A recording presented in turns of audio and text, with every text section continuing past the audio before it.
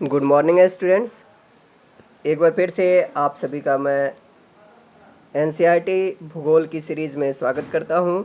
और आज हम लोग अध्ययन करेंगे कक्षा 6 के भूगोल के अध्याय 2 का जिसका नाम है ग्लोब, अक्षांश एवं देशांतर। तो इसमें हम यह जानेंगे कि ग्लोब क्या किसे कहा जाता है, अक्षांश क्या होता है एवं देशांतर क्या है और इसका क्या इम्पोर्टेंस है, कैसे समय का निर्धारण होता है। तो ये सारी बातें इस अध्याय में हम जानेंगे। लेकिन ये है इसका भाग 1। इस भाग में हम लोग जानेंगे अक्षांश के बारे में और इसके अगले भाग में जानेंगे देशांतर, और फिर उसके तीसरे पार्ट में हम लोग इसका पूरा रिवीजन करेंगे। तो आइए हम शुरू करें अपनी आज की वीडियो लेक्चर। तो इससे पहले कि अगर बात करूं मैं, तो इससे पहले मैंने अध्याय 1 में आप लोगों को बताया था सौर मंडल में पृथ्वी जिसका नाम था, तो उसमें सौर मंडल के बारे में बताया। फिर उसके बाद मैंने उसमें आपको तारों के बारे में बताया, नक्षत्र मंडल के बारे में बताया। फिर उसके बाद ग्रहों के प्रकार और ग्रह कितने हैं, फिर उपग्रह क्या होता है, उपग्रह कितने प्रकार के हैं। तो ये सारी बातें हमने पिछले अध्याय में कर लिया है। अब आज हम लोग अध्ययन करेंगे ग्लोब, अक्षांश एवं देशांतर। तो आइए शुरू करें। देखिए, पिछले अध्याय में हम लोगों ने क्या पढ़ा है कि हमारी पृथ्वी गोलाकार नहीं है, यह उत्तर एवं दक्षिण ध्रुव पर थोड़ी चपटी हुई है और मध्य यानी कि बीच में थोड़ी उभरी हुई है। यानी कि अगर हम इसका चित्र बनाने का प्रयास करें तो कुछ इस तरीके से इसका चित्र बनेगा। तो ये क्या आप कल्पना कर सकते हैं कि ये कैसे दिखती है?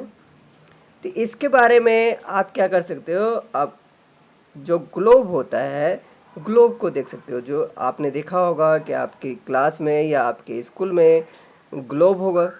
तो ग्लोब क्या होता है? तो ग्लोब होता है पृथ्वी का लघु रूप में एक वास्तविक प्रतिरूप। प्रतिरूप मतलब मॉडल। जैसे कि आप इसमें ये यहाँ पे देख सकते हो, इस चित्र में ये है ग्लोब है। ग्लोब अलग अलग आकार के और अलग अलग प्रकार के होते हैं। जैसे कि बड़े ग्लोब जो कि आसानी से एक जगह से दूसरी जगह नहीं ले जा सकते हम। उसके बाद होता है पॉकेट ग्लोब, यानी कि पॉकेट में रखने योग्य ग्लोब होता है। फिर उसके बाद होता है गुब्बारे जैसे ग्लोब, जिसको कि हवा भर के आप आसानी से एक स्थान से दूसरे स्थान तक ले जा सकते हो और उसका प्रयोग कर सकते हो। ग्लोब स्थिर नहीं होते, स्थिर मतलब शांत नहीं रहते। इसे उसी प्रकार घुमाया जा सकता है जैसे कुम्हार का पहिया या लट्टू घूमता है। ग्लोब पर देशों, महाद्वीपों और महासागरों को उनके सही आकार में दिखाया जाता है। उसके बाद है पृथ्वी के समान किसी गोले पर किसी बिंदु की स्थिति का वर्णन करना भी कठिन है। यानी कि पृथ्वी के जैसे किसी गोले पर किसी बिंदु की स्थिति को आप कैसे ठीक ठीक बता सकते हो? तो उसके लिए आपको किसी स्थान की स्थिति कैसे बताई जा सकती है? तो इसके लिए कुछ बिंदुओं और रेखाओं को रेफरेंस के तौर पे लेना पड़ेगा। तो रेफरेंस के तौर पे जब लेना पड़ेगा तो आप इसमें ये देख रहे होंगे, इस चित्र में देखिए कि ये जो यहाँ पे ये सुई जैसी यहाँ से ऐसे है, इसको आप जो देख रहे हैं इसको कहते हैं हम अक्ष। तो अक्ष जो होता है, तो ये वाला जो है इसको कहते हैं उत्तर ध्रुव और ये है दक्षिणी ध्रुव। तो उत्तर ध्रुव और उत्तरी ध्रुव और दक्षिणी ध्रुव है।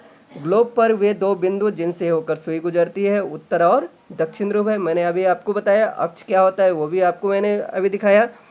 ग्लोब को इस सुई के चारों ओर पृथ्वी की तरह पश्चिम से पूरब की ओर घुमाया जा सकता है। यानी कि पृथ्वी किधर से किधर घूमती है? तो ऐसे पश्चिम से पूरब की तरफ पृथ्वी घूमती है। लेकिन दोनों में अंतर क्या है, ग्लोब में और वास्तविक पृथ्वी में? तो पृथ्वी में ऐसी कोई सुई नहीं होती है, वो एक काल्पनिक सुई होती है, अक्ष होता है जो एक काल्पनिक रेखा है और उसी पे पृथ्वी घूमती है। एक अन्य काल्पनिक रेखा भी ग्लोब को दो बराबर भागों में बांटता है। एक काल्पनिक रेखा तो हमने ये देखा कि इस तरीके से, और दूसरी एक काल्पनिक रेखा है जो कि पृथ्वी को लगभग दो बराबर भागों में बांटती है और इसे विषुवत वृत्त कहा जाता है। देखिए जैसे ऐसी ये पृथ्वी है और इसके लगभग बीचों बीच एक काल्पनिक रेखा है जिसे 0 डिग्री से हम डिनोट करते हैं, 0 डिग्री से, और इसी को कहा जाता है विषुवत वृत्त। इसे विषुवत वृत्त कहा जाता है। पृथ्वी के उत्तर में स्थित आधे भाग को उत्तरी गोलार्ध, पृथ्वी के उत्तर में नहीं, विषुवत वृत्त के उत्तर में। यहाँ पे ये ध्यान रखना है कि पृथ्वी के उत्तर का मतलब है यहाँ पे विषुवत वृत्त के उत्तर में, यानी कि जैसे कि आप इसमें आप देख सकते हो कि ये विषुवत वृत्त है, तो इससे ये वाला जो भाग है इसको हम उत्तरी गोलार्ध कहते हैं और इससे नीचे के भाग को दक्षिणी गोलार्ध कहा जाता है। ये दोनों बराबर के आधे भाग होते हैं। इस प्रकार विषुवत वृत्त पृथ्वी पर एक काल्पनिक वृत्त बनाती है एवं यह पृथ्वी पर अलग अलग स्थानों की स्थिति बताने का सबसे महत्वपूर्ण संदर्भ बिंदु है। संदर्भ बिंदु मतलब रेफरेंस पॉइंट है। क्या? अक्षांश। विषुवत वृत्त से ध्रुवों तक, देखिए ये विषुवत वृत्त है और इससे जो है ना यहाँ पे ये एकदम बिल्कुल बराबर की दूरी पे ऐसे ऊपर तक ध्रुवों तक समांतर रेखाएं खींची गई है जिसे अक्षांश रेखाएं कहा जाता है। यानी कि आप इसको इस तरीके से समझिए, ये देखिए ये है आपकी पृथ्वी और इसके बीचों बीच ये विषुवत वृत्त और इसके सामने रेखा खींची गई है इस तरीके से। तो ये सारी जो रेखा है पश्चिम से पूर्व की तरफ जाने वाली, इसको क्या कहा जाता है? अक्षांश रेखाएं कहा जाता है। विषुवत वृत्त शून्य अंश को दर्शाता है, यानी 0 डिग्री, 0 डिग्री को विषुवत वृत्त दर्शाया जाता है। और विषुवत वृत्त से दोनों तरफ ध्रुवों के बीच की दूरी पृथ्वी के चारों ओर, यानी कि पृथ्वी चार तरफ है ना, लेकिन हमें दिखाई तो देती है एक ही तरफ का, तो एक तरफ की जब दिखाई देती है तो यानी कहने का मतलब है कि 1/4 भाग हो गया। 1/4 की अगर बात करें तो 1/4 में पृथ्वी का अक्षांश 360/4 यानी कि 90 अंश, 90 डिग्री होता है। इस प्रकार 90 अंश उत्तरी अक्षांश उत्तर ध्रुव को दर्शाता है और 90 डिग्री दक्षिणी अंश दक्षिणी अक्षांश को दर्शाता है। जैसा कि आप इसमें देख सकते हो, ये देखिए यहाँ पे ये वाला जो पॉइंट है, यहाँ पे ये है आपका उत्तरी ध्रुव और उसके बाद यहाँ पे है 90 डिग्री ये दक्षिणी ध्रुव। तो इस प्रकार से आगे अब और देखते हैं हम कि दक्षिणी अक्षांश दक्षिणी ध्रुव को दर्शाता है। इस प्रकार विषुवत वृत्त के उत्तर की सभी समानांतर रेखाओं को उत्तरी अक्षांश कहा जाता है। यानी कि इस तरीके से आप यहाँ पे देखिए, ये विषुवत वृत्त है यहाँ और इसके इधर वाले को ये उत्तरी अक्षांश कहते हैं और इधर वाले को नीचे को दक्षिणी अक्षांश कहा जाता है।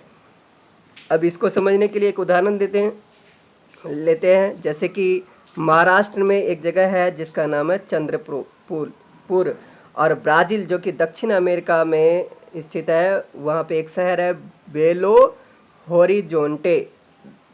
दोनों एक ही अक्षांश 20 डिग्री अंश पर है, लेकिन चंद्रपुर क्या है कि विषुवत वृत्त के 20 अंश उत्तर में है और बेलो होरिजोंटे विषुवत वृत्त के 20 अंश दक्षिण में स्थित है। यानी कि कहने का मतलब यह है, इसको ऐसे समझिए कि ये विषुवत वृत्त है, तो यहाँ से इस पर जो है ना ये 20 डिग्री, इस तरीके से आप ये समझिए कि ये विषुवत वृत्त है, तो यहाँ से 20 डिग्री ये उत्तर, इसको हम कहते हैं 20 डिग्री उत्तर, और यहाँ से इधर ये है 20 डिग्री दक्षिण। तो यानी कि इस लाइन पे यहाँ पे लगभग बेलो होरिजोंटो है और यहाँ पे लगभग वो क्या है, यहाँ पे वो आपका है चंद्रपुर जो कि महाराष्ट्र में है, इसलिए हम कहते हैं 20 डिग्री उत्तर और चंद्रपुर 20 डिग्री उत्तर अक्षांश पर है और बेलो होरिज़ोंटो 20 डिग्री दक्षिण अक्षांश पर स्थित है। अब जैसे कि आप इस चित्र में देख सकते हो, इस चित्र में क्या दिखाया हुआ है कि ये जो विषुवत वृत्त है, इससे जैसे जैसे ध्रुव की तरफ आप बढ़ोगे तो अक्षांश रेखाओं की लंबाई धीरे धीरे कम होती जाती है। जैसे कि आप इसमें देख सकते हैं, ये देखिए इसकी रेखा लंबाई और कम हो गई, इसकी लंबाई और कम, इसकी लंबाई और कम, फिर सबसे कम ध्रुव के पास हो जाती है। तो इस तरीके से हमने ये देखा। अब हम यहाँ पे देखते हैं इसके महत्वपूर्ण अक्षांश रेखाओं के बारे में जानते हैं। तो देखिए, एक तो सबसे पहले हो गया, अब यहाँ पे ये देखिए, इसमें अब थोड़ा सा मैं इसको जूम करता हूँ, अब मैं यहाँ पे आपको दिखाता हूँ। ये देखिए, ये 0 डिग्री है, ये वाली लाइन ये है विषुवत वृत्त, और 23.5 डिग्री उत्तर में जो एक वृत्त है जिसका नाम है कर्क रेखा, और 23.5 डिग्री दक्षिण में भी एक वृत्त है जिसको कहते हैं मकर रेखा। फिर उसके बाद 66.5 डिग्री, यहाँ पे देखिए 66.5 डिग्री उत्तर में एक वृत्त है जिसका नाम है उत्तर ध्रुव वृत्त, और ऐसे ही 66.5 डिग्री दक्षिण में एक वृत्त है जिसका नाम है क्या, दक्षिण ध्रुव वृत्त। समझ में आ गई बात। अब इसी आधार पे अब ये देखिए चारों की बात की गई है। उत्तरी गोलार्ध में है कर्क रेखा कितने पे, 23.5 डिग्री उत्तर में, और दक्षिणी गोलार्ध में है मकर रेखा 23.5 डिग्री दक्षिण में, और विषुवत वृत्त के 66.5 डिग्री उत्तर में है उत्तर ध्रुव वृत्त, और विषुवत वृत्त के 66.5 डिग्री दक्षिण में दक्षिण ध्रुव वृत्त है, जैसे कि आपको मैंने अभी दिखाया। अब देखिए यहाँ अब है पृथ्वी के ताप कटिबंध यानी कि अलग अलग टेम्परेट जोन में पृथ्वी को बांटा गया है। कर्क रेखा और मकर रेखा के बीच जितनी भी कर्क रेखा और मकर रेखा, जैसे कि आप यहाँ पे ये देखिए, यहाँ पे है ये 0 डिग्री, अगर इसको हम मानते तो यहाँ पे कर्क रेखा 23.5 डिग्री, और यहाँ पे ये है मकर रेखा। तो इसके बीच के जितनी भी अक्षांश होती है, इस पे क्या होता है कि सूर्य की प्रकाश से अधिकतम पड़ता है, और यहाँ पे कम से कम एक बार जो है ना सीधी प्रकाश से सूर्य की किरणें पड़ती है। तो इसलिए क्या होता है, दोपहर के ऊपर सिर के ठीक ऊपर होता है, तो इसलिए यहाँ पे सबसे अधिक ऊष्मा प्राप्त होती है, इसलिए इसे उष्णकटिबंध कहा जाता है। तो आइए इसको हम एक बार फिर से इस चित्र के माध्यम से समझें। ये देखिए, तो ये वाला जो एरिया है जो कि आपको लाइट ग्रीन कलर में दिखाया गया है, तो ये है उष्णकटिबंध, क्योंकि यहाँ पे क्या होती है कि सूर्य की किरणें दोपहर में कम से कम एक बार सीधी पड़ती है, जिसके कारण यहाँ पे ये सीधी इस तरीके से ये सीधी पड़ती है। तो जिसके कारण क्या होता है कि यहाँ पे ऊष्मा अधिक होती है, तो यानी कि गर्मी ज़्यादा होती है, इसलिए इसका नाम है उष्णकटिबंध। उसके बाद की अगर बात करें तो आगे कर्क रेखा तथा मकर रेखा के बीच के बाद किसी अक्षांश पर दोपहर का सूर्य कभी भी सिर के ऊपर नहीं होता है। जैसे कि आप ये देखिए, ये अगर कोई पृथ्वी है तो यहाँ पे ऐसे, फिर उसके बाद जो भी होगी इस तरीके से जाएगी, अब फिर ये ऐसे तिरछी रेखा जाएगी, तो इस तरीके से जाएगी, तो कभी भी ये सीधी नहीं जाएगी कि सिर्फ और सिर्फ एक ही पर्टिकुलर एरिया में ही, किसी भाग में ही सूर्य की किरणें सिर के बिल्कुल ठीक ऊपर जाएंगी। ध्रुव की तरफ सूर्य की किरणें तिरछी होती जाती हैं। इस प्रकार उत्तरी गोलार्ध में कर्क रेखा और उत्तर ध्रुव वृत्त, ध्यान रखिए, उत्तरी गोलार्ध में कर्क रेखा और उत्तर ध्रुव वृत्त तथा दक्षिणी गोलार्ध में मकर रेखा एवं दक्षिण ध्रुव वृत्त के बीच का वाले क्षेत्र का तापमान क्या होता है, न तो अधिक ठंडा होता है न ही अधिक गर्म होता है। इसलिए शीत और उष्ण दोनों का संगम होता है। शीत मतलब ठंड और उष्ण मतलब गर्मी, तो शीत और उष्ण दोनों का संगम होता है, इसलिए उसको कहते हैं शीतोष्ण कटिबंध। अब जरा इसको भी हम इस चित्र के माध्यम से समझने का प्रयास करते हैं। जैसे कि अब ये देखिए, ये है 23.5 डिग्री उत्तर कर्क रेखा, और उसके बाद 66.5 डिग्री उत्तर, यह उत्तर ध्रुव वृत्त। तो इस पूरे भाग को, ये जो आप देख रहे हैं, इसको कहा जाता है उत्तरी शीतोष्ण कटिबंध। और ऐसे ही सेम कंडीशन है दक्षिणी गोलार्ध में भी। ये है आपका 23.5 डिग्री दक्षिण यानी कि मकर रेखा, और यह 66.5 डिग्री दक्षिण यानी कि दक्षिण ध्रुव वृत्त। और इसके ये इस भाग को कहा जाता है दक्षिणी शीतोष्ण कटिबंध। तो इसके बीच वाले भाग को दक्षिणी शीतोष्ण कटिबंध कहा जाता है, ये पूरे भाग को।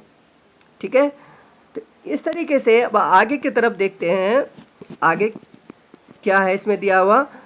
तो उत्तरी गोलार्ध में उत्तर ध्रुव वृत्त और उत्तरी ध्रुव, उत्तर ध्रुव वृत्त और उत्तरी ध्रुव वृत्त। दक्षिणी गोलार्ध में दक्षिण ध्रुव वृत्त और दक्षिणी ध्रुव के बीच के क्षेत्र में ठंड बहुत होती है, क्योंकि यहाँ सूर्य क्षितिज से ज़्यादा ऊपर नहीं जाती, यानी कि एकदम बिल्कुल ही ऐसे तिरछा जाती है, ऐसे तिरछा। ठीक है, तो इसलिए ये शीत कटिबंध कहलाते हैं। आप जरा यहाँ पे देखते हैं इस चित्र में, तो ये जो आप देख रहे हैं ये वाला एरिया, ये है शीत कटिबंध, उत्तरी शीत कटिबंध 66.5 से 90 डिग्री उत्तर। और उसके बाद ये वाला है आपका दक्षिणी शीत कटिबंध 66.5 डिग्री दक्षिण से 90 डिग्री दक्षिण तक का भाग है। अब यानी कि इसको अब देखें तो ये देखिए, फिर से एक बार मैं इसको समझाता हूँ। ये है विषुवत वृत्त जो कि 0 डिग्री पे है, और इसके इधर वाले भाग को कहा जाता है, क्या कहा जाता है, उत्तरी गोलार्ध। और इससे नीचे वाले भाग को, इधर वाले भाग को कहा जाता है पूरे को, इससे नीचे वाले पूरे भाग को, यहाँ से यहाँ तक के भाग को कहा जाता है दक्षिणी गोलार्ध। ठीक है, उसके बाद ये देखिए, ये 23.5 डिग्री उत्तर में है तो ये कर्क रेखा कहलाता है, और 23.5 डिग्री दक्षिण में है ये वाला, ये वाला 23.5 डिग्री दक्षिण में है तो इसको कहा जाता है मकर रेखा। 66.5 डिग्री उत्तर में है तो उत्तर ध्रुव वृत्त हो गया, उत्तर ध्रुव वृत्त हो गया। और 66.5 डिग्री दक्षिण में है तो उसको क्या कहेंगे हम, दक्षिण ध्रुव वृत्त। इसी तरीके से मुख्य 3 प्रकार के उष्ण कटिबंध है, ताप कटिबंध है, जिसमें कि ये है उष्ण कटिबंध, फिर उसके बाद ये दक्षिणी शीतोष्ण, और ऊपर है उत्तरी शीतोष्ण, ये दक्षिणी शीत कटिबंध, और ऊपर है उत्तरी शीत कटिबंध। तो इस तरीके से आज हमने इसमें जाना अक्षांश के बारे में, और अगली वीडियो में हम लोग जानेंगे देशांतर क्या है, देशांतर के बारे में। तब तक के लिए have a nice day, take care, take safe. Covid अभी कम हुआ है, ख़त्म नहीं हुआ है, इसलिए सावधानी बरतनी है और तैयारी भी रखनी है, ताकि कोविड के बाद हम अपने आप को कंपटीशन की दुनिया में एग्जिस्ट कर पाएँ। इसी के साथ थैंक यू।